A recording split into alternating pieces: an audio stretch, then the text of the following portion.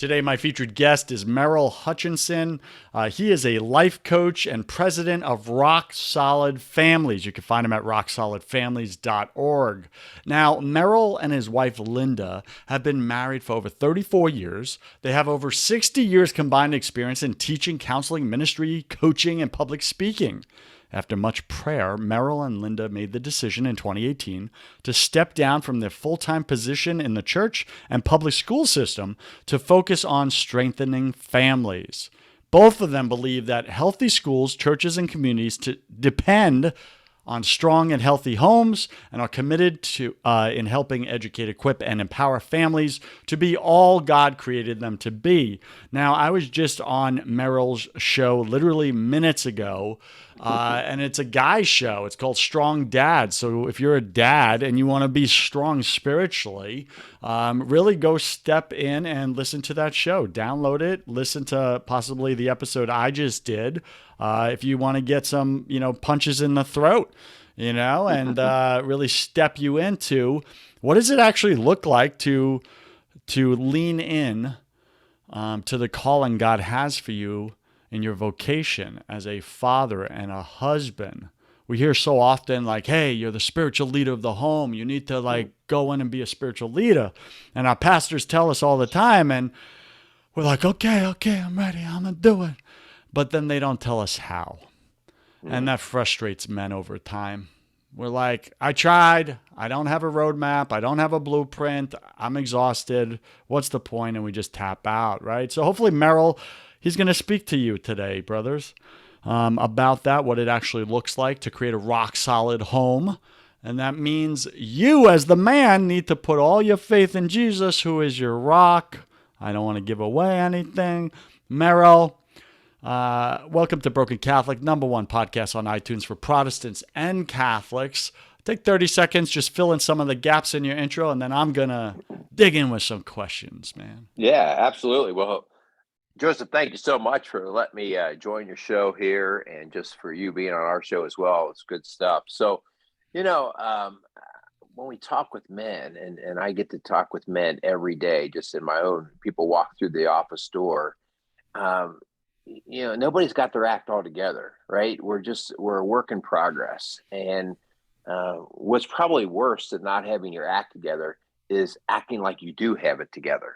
The great cover up, right? And so the cover up, part of what I'm always seeing is, men, at least in the area I work in, they cover up with either muscle, money, or any other material thing they can. And in our area, that's either big 4-wheel drive pickup trucks or fast sports cars, And so it's these kinds of things that like, oh man, these are the great cover-ups.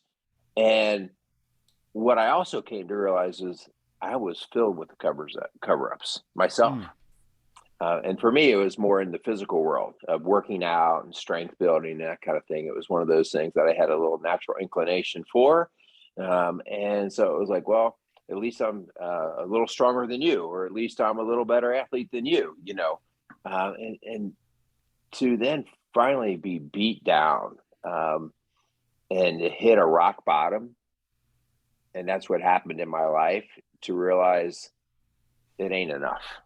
What I got ain't enough. And, that's a lot of where my story came from, of then the surrender. Like, well, what do I do now? What's next?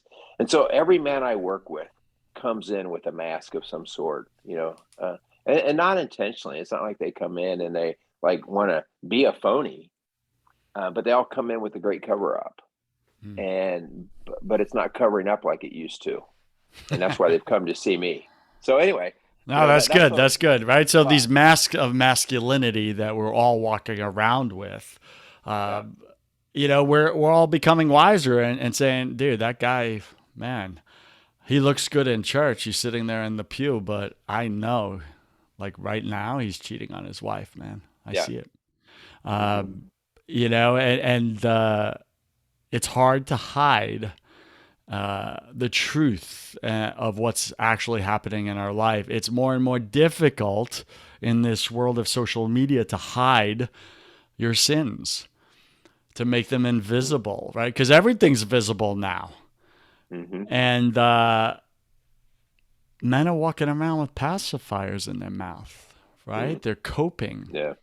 like little babies sucking on their little sucker pacifier. And, yours may look like porn, or mine may look like alcohol, or, sex addiction, or the innocent one, workaholism. Ah, I'm providing for my wife and Oh kids. yeah. I'm doing it Yeah. all for them. Yeah, but you're a crappy father Hmm. and you're a worse husband. Yeah, but I'm doing it for her. I'm doing it for them. No, no, you're not. You're doing it for your own self glory and the status that comes with it, just like I was. Right? So, Merrill, you get this, I get this. Before we get into it deep, deep, man, we're going to punch you in the throat here. We're warning you. We're warning you, but it won't be But us. we're going to provide the first aid, right? That's right. That's Provide right. the That's first right. aid. Yeah. Yeah, we're not going to condemn you. That's from hell. We're going to convict you. That's from heaven. Okay. And there's a very important distinction there. So before we get into the story here, Merrill, take a minute, share something personal about you that very Yeah. few people in your life, your work life, actually know, even if you're already very transparent. What's something they don't Mm. know? Well, a big part of my story was suffering from um, severe anxiety. And it's really the reason that I have faith today. It's really the reason that we do what we do at Rock Solid Families and Strong Dads. And all of that started back when I was in my late 20s. Up until that point, I was so on target, on the trail to be. I was a coach, I was a teacher, I was a triathlete. I was kicking butt and taking names on multiple fronts, and sleep was something I really didn't even need, right? Like I could just go, go, go. And there was a ton of just pride in me. Not, and I would have never considered it pride. I would have just considered it getting it done. I'm just getting it done. And it, it was really a week after the birth of our first son, who is now 31 years old, that my world came falling apart.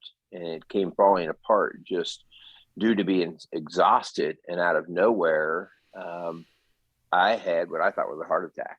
Mm. And I was driving, and I didn't feel very good to begin with, and started thinking like, oh, what the heck's going on with me here? And finally, I literally thought like, I'm having a heart attack and I'm driving on the interstate. And I pulled off the side of the road.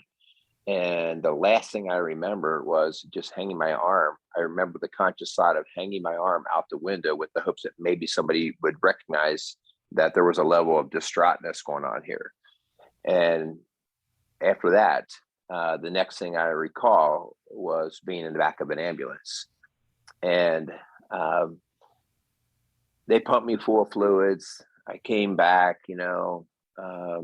tested blood sugar levels, all that. I ended up checking out. Everything was pretty good. And I refused to go to the hospital. I'm like, I'm good. I'm good. Okay. Because I'm strong, right? Because I don't need the hospital. I don't need that because I'm a tough guy. And Your mask was on too tight. that's right. All right. And I started from that day having panic attacks. Hmm. I didn't really know what a panic attack was. Okay. So I'm 28 years old at the time. I really didn't know what a panic attack was. But I started having these every day. And when you have a panic attack, I'm not sure if you or any of your listeners have ever had a panic attack, but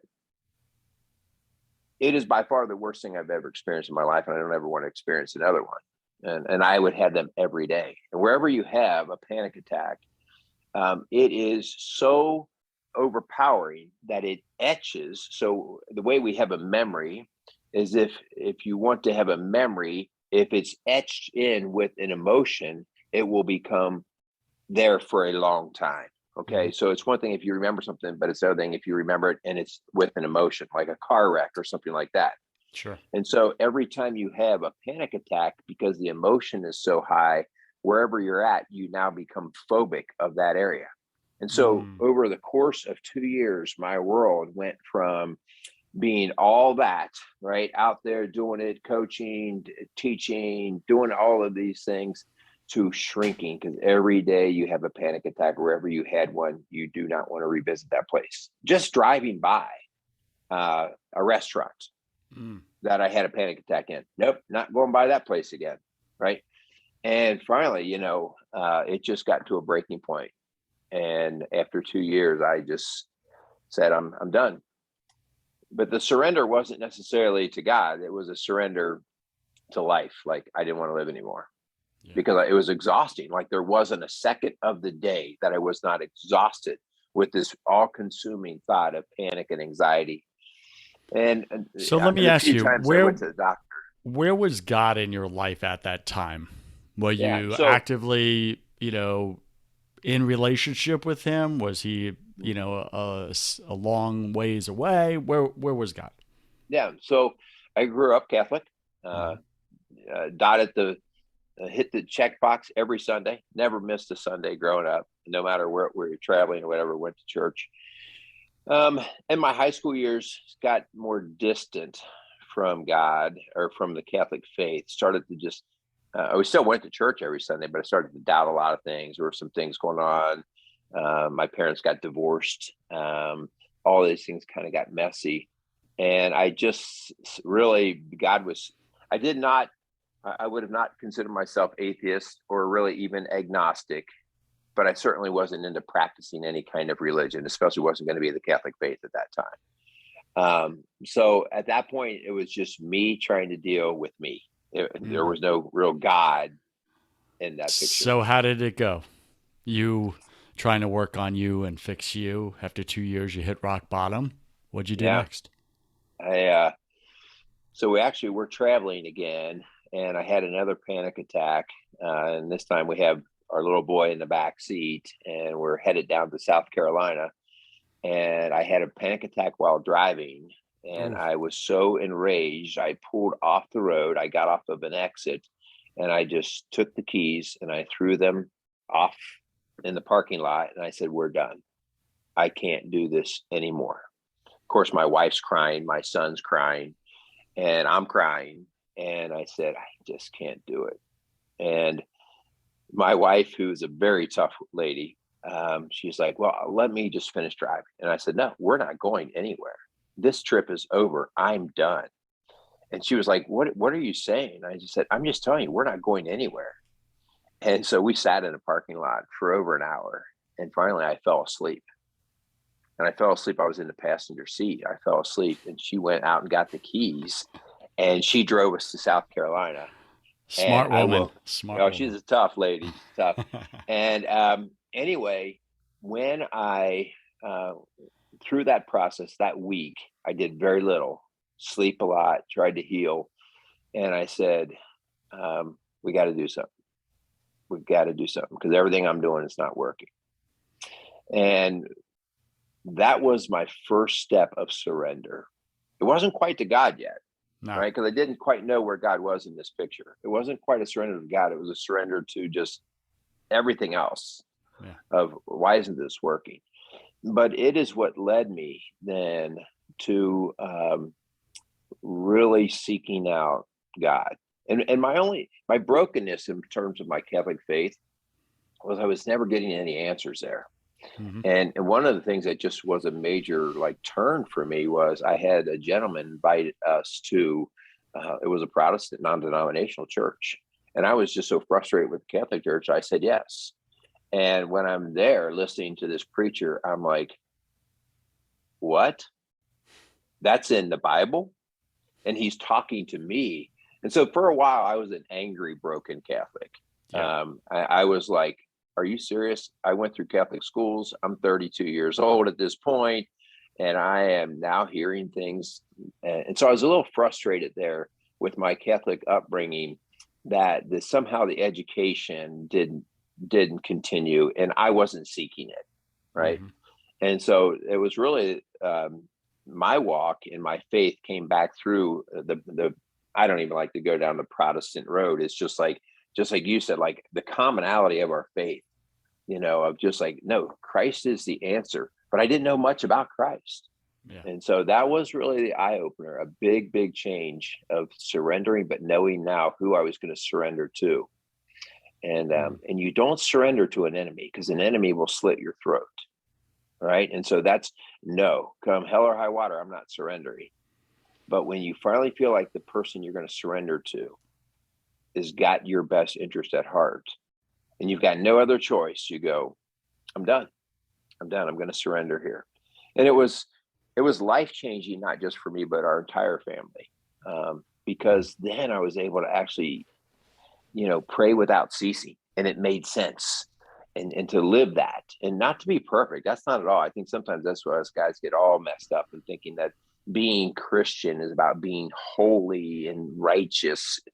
And it's about being real and giving all the glory to God, and learning from the way that Christ came out as a man and showed us how to be godlike, Mm. and taking on those mannerisms of grace and forgiveness, and those kinds of things. So it was a whole different walk than I had experienced up until that point in my faith.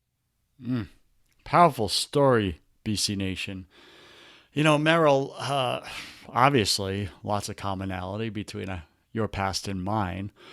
Mm, And, being taught as children the religiosity mm, of our denomination, but not so much the relationship, yeah. right? Hmm. Components of it. And God, in His mercy, He'll use whatever means to get to us, right? He Mm. pursues us, right? They call God the hound of heaven, right? And He pursues us relentlessly wherever we go because He loves us. And I remember in my own, when God pursued me, it was through my Southern Baptist buddies, Mm. where I got invited to something and I was so tapped out. I was like, I mean, I was chasing girls, as you know, at that time. And my buddy, the way he got me, he was like, dude, there'll be like 100 really pretty single girls there at this event. And it was a worship service. And I was like, "What time?" Yeah, But I'll I be had there. no interest in going to worship God. But it got me there. And sometimes, BC Nation, as you're listening right now, God will use even Mm, your brokenness to get your attention. mm, And He'll bring good out of it. And sometimes we don't think, oh, God will come into my darkness because He's God, He's perfect, He's light, so He can't enter my darkness. He doesn't want to be around me when I'm sinning.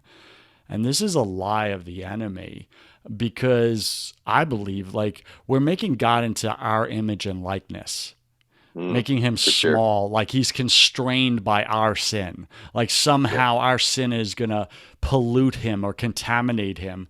When in fact, He's actually steps into our darkness, our sinfulness, and our sinful world. That's why Jesus came from heaven, paradise, Mm, into a sinful world to save us sinners and then lift us, and restore us in relationship, that we're made in His image and likeness. He's not made in ours, and calls us to something greater, right? So I really like in your story that God allowed you to get failed by the world, for the world to fail you.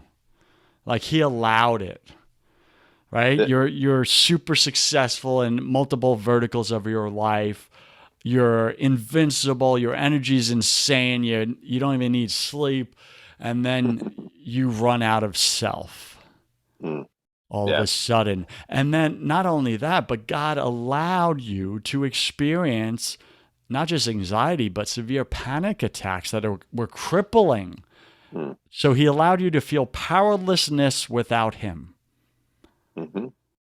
And so Yeah. many times we're like, am I being cursed? What's going on? No, this is the love and tenderness of a father who's disciplining his son or his Hmm. daughter, Yeah. because they're not getting it and He can't get their attention any other way. So God got your attention through panic attacks. Yay, you, right? Not Mm-hmm. what you would have chose, I'm sure. And I still don't want to choose it, right? You still don't want to choose it. But Yeah. man, He Like, brought you back to Him slowly but surely. yeah. The greatest place a man can be, Joseph, for any of your guys out there who are listening, because when guys come into me, I deal with broken situations every day. That's what we do for a living. And I see big old guys coming in just blubbering and crying and hurt. And I make this statement, and they almost want to get up and punch you, because I say, you are in the best place you could ever be in your life right now. Yeah. You are broken. Now take it for all it's worth. Quit running from the brokenness. Take it all in. Feel every ounce of that pain. Own that pain. It sucks, every bit of it. Do not try to minimize the pain. Maximize it. Tell yourself how bad it is, because that's going to be the fuel that makes you do something different and more powerful than what you've been doing to this point. Because up to this point, you've done nothing but feed yourself lies. You've done nothing but buy the lies that the world wants to sell you.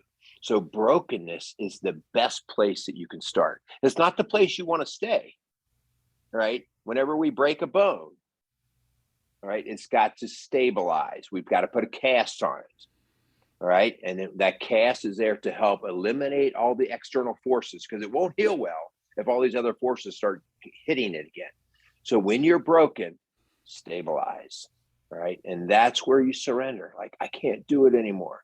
And you slow your life down. And that's when you start like, okay, I'm finally talking to God. I never talked to God.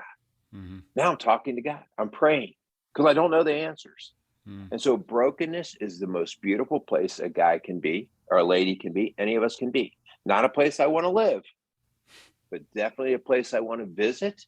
All right. I never want to go back to panic attacks ever, ever, ever again in my life, because they suck that bad. But I'm so blessed that they were part of my story, because they had then just vaulted me into things I would have never dreamt of. Right. And it's not like it's all, peaches and roses and all that stuff, but it's just like a whole different view, a whole different mindset of life came from the brokenness. And man, that's a gift. That is a gift. Do not run from that brokenness. Take it all in and just be willing to listen to it. BC Nation, we're speaking with Merrill Hutchinson. You can find him at rocksolidfamilies.org. And he's talking about brokenness not being a curse, but being a blessing. Brokenness not being an end, but being a fresh new start. It's a reset for your life. It's a detour from the path that you've been going that isn't working. And God just put up a stop sign, a roadblock, and said, son, daughter, you're headed to a cliff. I needed to hard stop you. And yeah, it felt like a 2x4 upside your head. I'm sorry. I didn't want to, but I had to get your attention. And it was the only way to make you stop running towards destruction. Just like me, towards eternal damnation. And God will use whatever means. I mean, Merrill, you're a dad. I'm a dad. There's dads listening right now. There's moms listening. And think about it. Your kid, you kick him the ball, and the ball goes out right past him into the street. They don't look both ways. They just react. They run into oncoming traffic. What do? Do you gently and politely say, hey, Pete, Sammy, Susan, please stop running? No, you see impending fatality coming at them like a semi-truck. So what do? You grab them with force and a little violence and hostility and yank them backwards in an opposing direction. You become an opposing force to their forward momentum. But their forward momentum is not good. It's heading to their death. And this is how God shows up in our lives sometimes, like this forceful, aggressive father that smacks us upside the head. And we're like, God, why'd you hit me? He's like, because I didn't want the truck to hit you. Yep. My hand is softer. And this is what we forget, is that when we're in the storms of life, the detours of life, the bottom out, rock bottoms of life, this is where God comes to meet us. And we have a choice now. Keep going our own way, or actually shift now, surrender like Merrill surrendered, and say, God, the rest of my life's yours. I screwed it up, man. I don't actually know what I'm doing, and I finally admit it. But whatever you do, brother, don't go further down. Sister, don't go further down. Merrill, you said this about some clients that come to you. I've experienced it myself. You turn to your wife and you're like, honey, like, how much further do these people want to fall? How much more pain can Yeah. they actually take? Like, to me, this looks like they're rock bottom. Mhm. But for whatever reason, they still won't let go of the ego and the pride. They need to go further, apparently. I Mhm. get that all the time with clients. And I'm Yeah. like, dude, stop here. It's a great, it is a great indicator of who is on your throne. All right. So Mm, we reward ourselves with the pat on the back for how persevering we are, and how our intellect and our ability to problem solve. And so while those can be great attributes, they are not your God. And if they are your God, you will find them coming up wanting. They will come up short. And it is for that reason, like, that your gifts, such as intellect or perseverance or strength, whatever it is, can quickly become your false god. Oh, I've always been able to do this before. I know I'll get through it again. And that's the work of Satan. mhm. We are to take these gifts. I know in your story, Joseph, you have the gift of being able to make money and to run businesses and to do those things. And those became your God. And they're not your God. They're Yeah. just attributes that you put up on a throne. And I want to You're add to that resiliency and self reliance. I was awesome at. mm, And they were false gods. And they were the very stumbling blocks keeping me from God taking over my life, was yeah, my need to, I'm an always get back upper. yeah, I will yeah. turn this around. I will do it in my strength. And it became my biggest Achilles heel. Mm. And let me ask just an honest question for you. Is it still a challenge for you? Honestly and authentically speaking, no.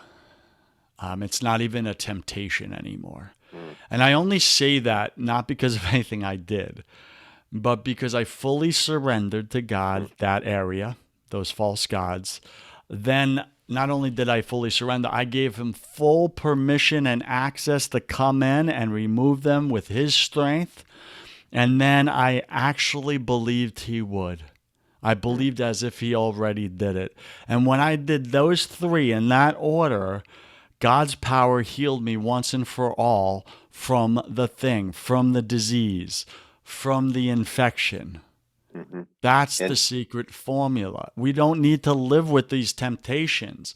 So if you struggle with porn addiction, if you struggle with workaholism, anger, rage, you don't need to live with it the rest of your life, even mm, when you're in God's kingdom, and just think like, oh, this is the thorn in my side. I think we use that phrase from Paul way too much like a crutch. hmm, right, And he may have been referring to something completely, entirely different than what we're referencing in our own life.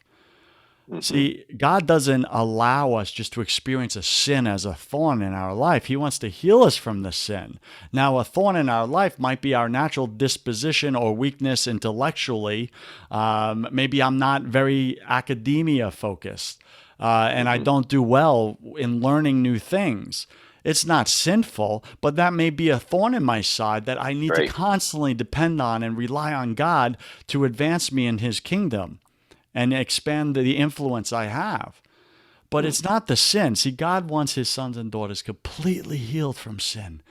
You can't do it on your own. Merrill, you know this, I know this, but God can and he wants to. yeah. Was that a Well, the clear coolest, answer? yeah. Well, so that's the coolest thing. Like when I say that, like, do you ever have that problem? And when you find that when you take yourself off of the throne, you experience freedom. Yeah, full healing, Like, full. yeah, like I feel so free now, free to be able to say, yeah, I had this problem, but it's not a problem anymore. Because you're free of it versus managing it, Yeah, right? and the problem belonged not to you and I now because we're a new creation. The problem Mhm. belonged to our old sinful nature, our That's old right. Yeah. sinful self. That's a completely entirely different person Yeah. after God heals you. See, Yeah. this is the disconnect for a lot of people. We think, "Oh, I'm AA meetings." Right? Hmm. Though they're good, the 12-step program, fantastic, helps so many people. One of the biggest problems I still see in it, clients come to me and they're like, oh yeah, Joseph, I'm an alcoholic or whatever. I was like, when was the last time you drank? And they're like, oh, 12 years ago. I'm 12 years sober. I'm like, you're not an alcoholic, bro. Right. That's Right. something you struggled with years ago, but every time you say it out loud, you repeat that false identity back into your new identity. Yeah. That's a problem. So if you're showing up to AA meetings and turning to someone else and speaking out into your reality, into the world, I'm an alcoholic, I'm a sexaholic, I'm a drugaholic, whatever it is, Hmm. digesting and internalizing the lie from the past into your present. Right. Yeah. Stop doing it. You're minimizing the healing. And that's like our preacher specifically, he was an alcoholic, and he says, I never refer to myself as a recovering That's right. alcoholic. That's I right. am a recovered, I am a healed alcoholic. And that's a gift, right? Like, otherwise you may not be as bound as tightly to the alcohol, but you still got this little binding, you're still stuck. Like when you say I'm recovering, like it could creep back up on me. No, break free. And just And that whole, even more than that, not only diminishing, but you're rejecting God's power that healed you. yes. Yeah. Yeah. You're saying his power wasn't enough to heal you. You still carry a little residue. Yeah. You put him under your limitation. There Yeah. you go. You make him small in your image and likeness. Like Yeah. God's not powerful enough to heal you from your alcohol addiction or sex addiction or drug addiction. Yes, he is. Your brain hasn't caught up with the healing miracle that he's already performed. Yeah. Yeah. That's such good stuff. And I mean, I think it's this kind of type of conversation, even if you're a guy who you're like, I don't know if I quite get it. It is just a practice of surrender Yeah. on multiple or even a single level of area that you struggle with. Just like it's not that I don't care anymore. It's that I can't do anymore. There you go. Yeah, I care. I care, but I just can't do. It's not of my doing. And it's that whole idea of, yes, we are always to be doing. We are to have faith with deeds. But if you think it is your deeds that are going to keep you up and running and out of trouble and all of that, you have yourself on the throne. Mm-hmm. And we grow up that way as men. We are the achievers. We are the doers, right? And those are great attributes, but not when they're put on the throne, That's it. right? And Yeah. when they're on the throne, and we get rewarded when they're on the throne, oftentimes, right? Like, look how much money I made. Look how much prestige I have. Mm-hmm. Look how much power. So they get rewarded. So from a worldly perspective, here I am patting myself on the back to the thing that's going to destroy me. And it's Powerful. just like, Merrill, here's a good question. What's been your number one secret, best kept secret, to trusting God in difficult times, challenging times, the storms of life, when you're tempted to go back to self-reliance? surrender, How do you do it? surrender. Like you personally, how do you do it? Like a Yeah. storm is happening in your life right now. Maybe there's cancer in a family member you love. Maybe it's a financial crisis. You completely feel powerless in it. What specific steps do you take, 1, 2, and 3, to do that surrender to God? The mind of an anxiety ridden person is one of doubt and worry. What's going to go wrong next? This isn't going to work out. So that's the self-talk that goes on in the mind of a person ridden with anxiety. So self-talk was always a big thing for me, especially I noticed it so much more when the anxiety just flared up. And so I had to understand that was Satan's voice with my self-talk, right? And so my first way of surrender is being very intentional about it. Okay. Meaning, this is my choice, right? Like love is a choice. God doesn't make us love. Also, how my brain operates is my choice. Okay. And so I have a little mantra, all right, a little self-talk that I go through when I start to feel this, this is getting a little overwhelming, or this is a bigger task than I think I'm suited for, or whatever. And it's just simply this: in the name of Jesus Christ, I give it all to you. That's my self-talk. I give it all to you. And when I know that just sounds like words, but when you internalize that to say, no, I give it all to you, and you do that and you breathe out and you go, I surrender.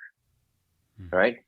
That is now, I no longer care about the physical outcome of whatever happens here. Okay.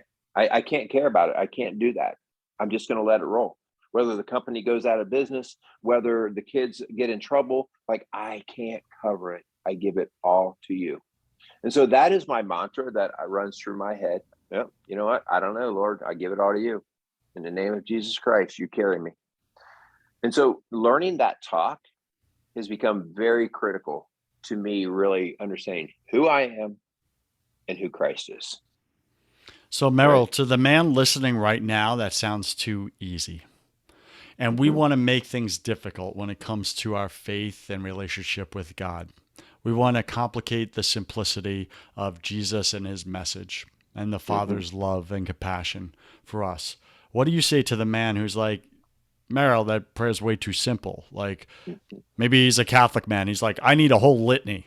I need to read a litany every single time. Or maybe he's a Protestant, guy, and he's like, there's no perfect words or whatever. Like, I need to go do something, or I need to feel. I need to feel that peace immediately. And if I don't feel the peace, I'm not really connected with God. Mm-hmm. What do you say Yeah. to these men? Be still. So our first thing that we're trained to do is whenever there's a fire, we're trained to get up and take action. Right. And action through emotion leads to dangerous things. So, in other words, if all of a sudden I'm in a school building and somebody pulls a fire alarm and we don't take time to calm the emotion, all the kids get up and they just fly out the building.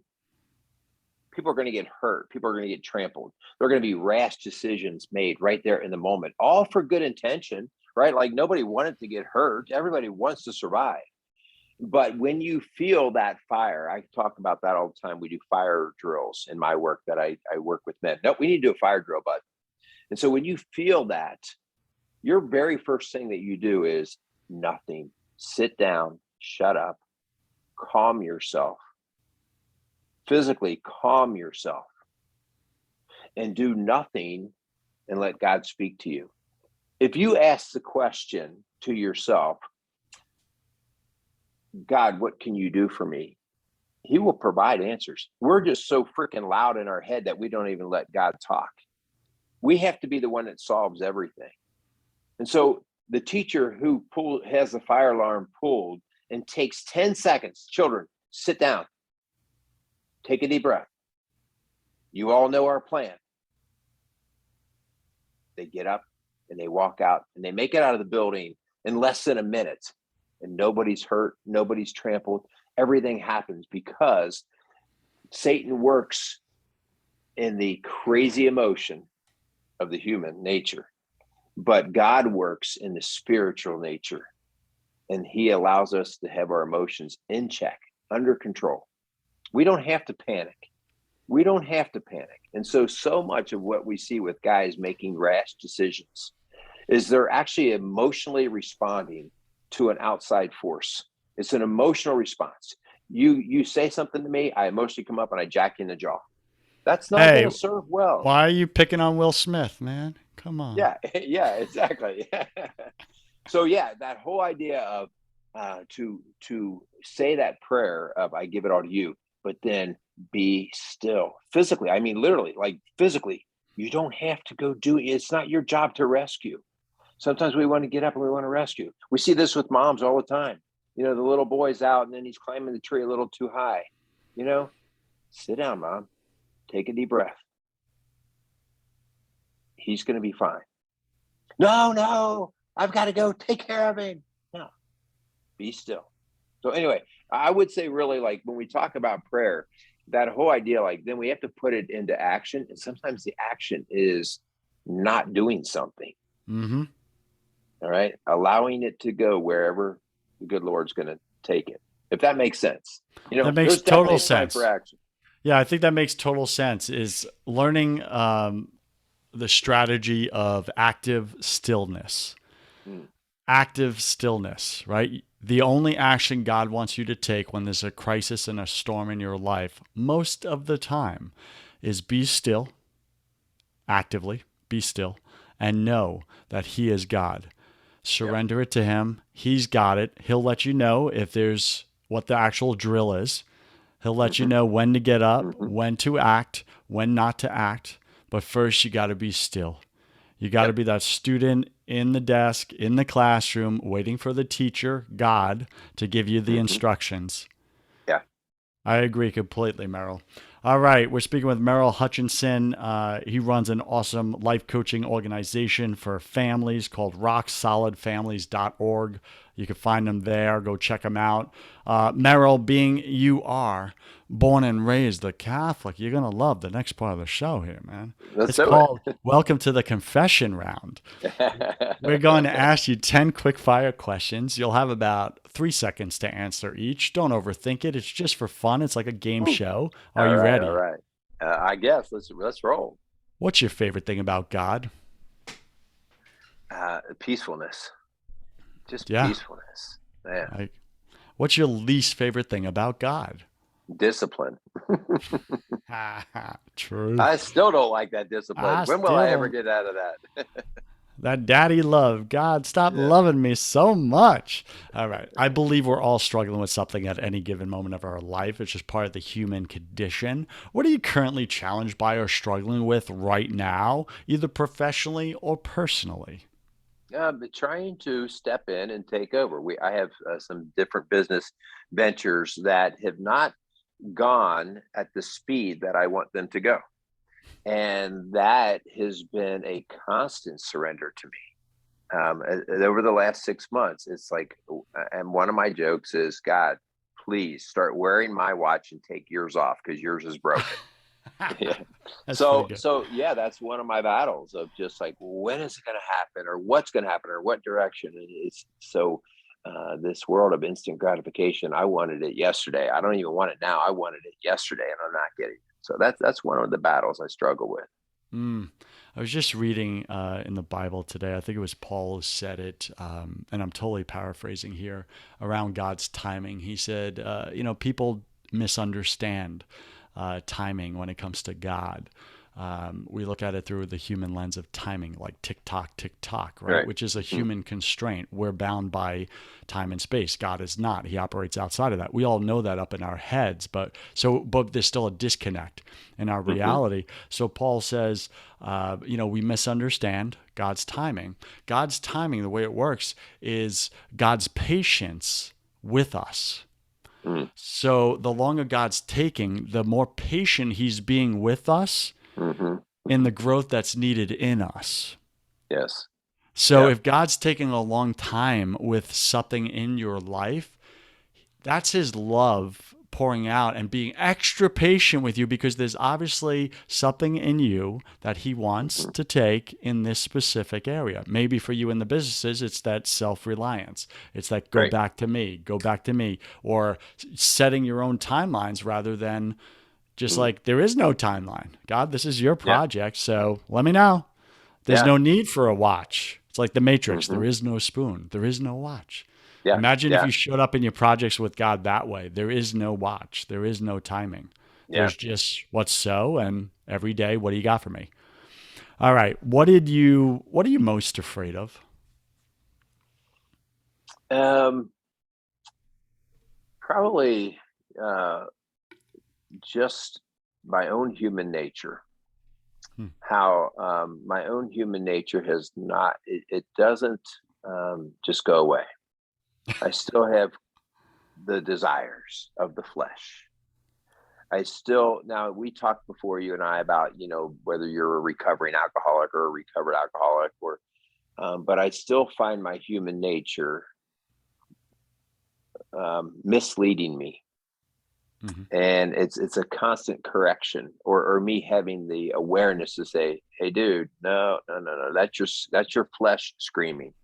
And so it's my own human nature that I'm concerned about, because I know that it can lead me astray, and I don't always have it in good check. Mm. What did you spend way too much time doing this past year? Probably social media, and I'm not even a huge social media guy, but some of these silly YouTube and stuff, I can just find myself like watching something and go, just be done with this. This is ridiculous. What secret fear do you have about people? Um, a big fear I have is not so much about an individual as much as the fear I have of people detaching more and more from God. And so it's the direction of people that just is scares me. I know God's in control of that, but I also know he gives us free will, and that free will allows us to turn. And I just see so many people turning, and I see that as a result of what's happening in marriages and families. Hmm. But if you want to see how the culture is going, just look and see how marriages and families are going. Hmm. They are your first building block of the society. And so I'm just fearful that more and more people are not even, they're just sort of dismissing God. Like, yeah, I guess there's a God thing, but they don't even know what that means. So that's a true fear I have with people. Thank you for that. What do you wish you had learned sooner about God? I wish I would have learned relationship.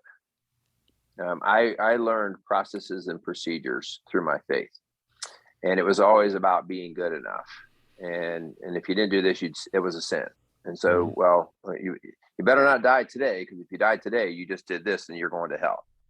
And so it was so much performance based, and it just wasn't. It doesn't play out healthy. It doesn't mean we don't perform. It doesn't mean we don't use our gifts, but to keep my faith in a performance base is limited by my performance. I'm not going to be my best all the time, and so I wish I would have known that a whole lot earlier. And it's frustrating that, and it was my parents too. Like, they're great people, but that's how they taught it. That's how my church taught it. It was just frustrating. What's a new habit you're going to create this year? This year, hmm. Um, well, I didn't think specifically about that. A habit I am trying to build, and it just happens to be this year, is I'm cutting out a lot of carbs. A lot of carbs. I just, one of my fleshly desires is sugar, and man, I can crave sugar like no one's business. And so I'm not carb free, and I don't want to be carb free, but I'm way backing off of the carbs. That's awesome. What's a bad habit you're going to break? The carbs. Done. Pick three Yeah. words to describe who you are now. Caring, strong in him, and um, understanding. Hmm. Like, and the understanding is, um, man, no matter who I work with, um, I quickly, just through my work, I'm able to sift through a lot of the mask and Hmm. really get into, yeah, scoot the facade off. And then just by the nature of the beast, I'm able to help people, um, not have to hide any longer and understand really who they are. So I think understanding has been just a blessing and a gift that I have. Yeah, Yeah, just digging in it's deep to awesome. that. Pick three words to describe who you were before you fully learned to surrender to God. Strong in me, self-centered was going to be my selection first, and anxious and Yeah, anxious. for sure. And last Mm-hmm. question, Merrill, if you could come back to life after you died, look your family and your friends, your wife and your five kids in the eye, and give them only one piece of advice about real relationship with God, what would you say to them? I'm wearing this word out. Surrender to him. I would say surrender. Just surrender. Give up. Give up. It's the greatest freedom you will ever experience. Stop the fight. Stop the fight. All right, Merrill, this is the part of the show as we close where you get to give my audience, BC Nation, a homework assignment. What is one action that they must take this week in order to surrender to God? This week, I would ask you to actually spend a little time with God in silence, Hmm. just praying and listening. Just take 5 minutes, because most of us don't even do that. right? But the whole idea that if you are willing to say that there is a God, then this week, take 5 minutes. If you can take 5 minutes every day this week, then do that. Take 5 minutes and just say, God, I acknowledge your presence. I want you in my life. And just start to listen and start to soften your heart, right? So a hardened heart is a heart that after it's been hurt and bruised enough, we encapsulate it. I put a box around it because I'm tired of it being stomped. But the one thing we should not encapsulate our heart from is God. And Mhm. so to open it back up and you just start to let God penetrate your heart again. That is awesome. All right, BC Nation, that's your homework assignment this week. If you choose to accept it, if not, hey, stop complaining. This message will self destruct in 5 minutes. I just watched Mission Impossible yesterday. It was awesome.